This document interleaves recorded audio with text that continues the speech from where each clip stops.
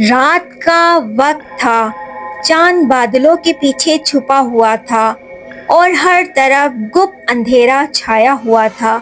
علی ایک سنسان پہاڑی علاقے سے گاڑی چلا کر اپنے دوست کے گاؤں کی طرف جا رہا تھا۔ راستہ بل کھاتا اور تنگ اور خطرناک تھا، جسے لوگ موت کی سڑک کہتے تھے۔ یہ سڑک پرانی تھی اور لوگوں کا ماننا تھا کہ یہاں رات کے وقت کوئی سایہ گھومتا ہے۔ علی نے ان باتوں پہ کبھی یقین نہیں کیا۔ FM سنتا جا رہا تھا وہ گاڑی میں کہ اچانک سے ریڈیو بند ہو گیا۔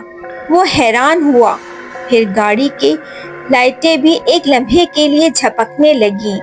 دل زور زور سے دھڑکنے لگا۔ وہ سوچنے لگا شاید بیٹری کمزور ہو گئی ہے۔ جیسے ہی وہ ایک پرانے پل کے قریب پہنچا، ایک سفید کپڑوں میں لپٹی ہوئی عورت اچانک سڑک کے بیچ آ گئی۔ علی نے زور سے بریک لگایا، مگر جب گاڑی رکی وہاں کوئی نہ تھا۔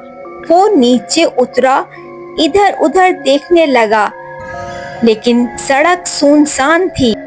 وہ واپس گاڑی میں بیٹھا ہی تھا کہ پیچھے سیٹ پر کسی کی آواز سنائی دی، مجھے میرے گھر چھوڑ دو۔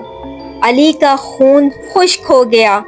اس نے پیچھے دیکھا، وہاں وہی عورت بیٹھی تھی، بال بکھیرے ہوئے، چہرہ سفید جیسے چونا ہو اور آنکھیں سرخ انگارے کی طرح۔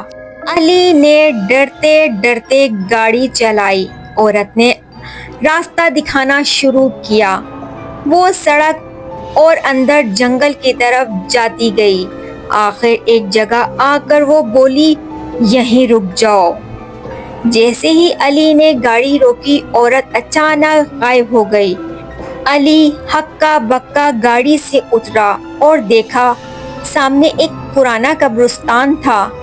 جب وہ ڈر کے مارے گاڑی میں بیٹھا اور واپس جانے لگا، ریئر ویو مرر میں دوبارہ وہی چہرہ نظر آیا۔ کبھی بھی ایسی سڑک پر رات کے وقت اکیلے نہ جائیں جس کے بارے میں خطرناک افواہیں ہوں۔ کچھ سچائیاں صرف تجربے سے سمجھ آتی ہیں اور کچھ تجربے زندگی بھر کا خوف بن جاتے ہیں۔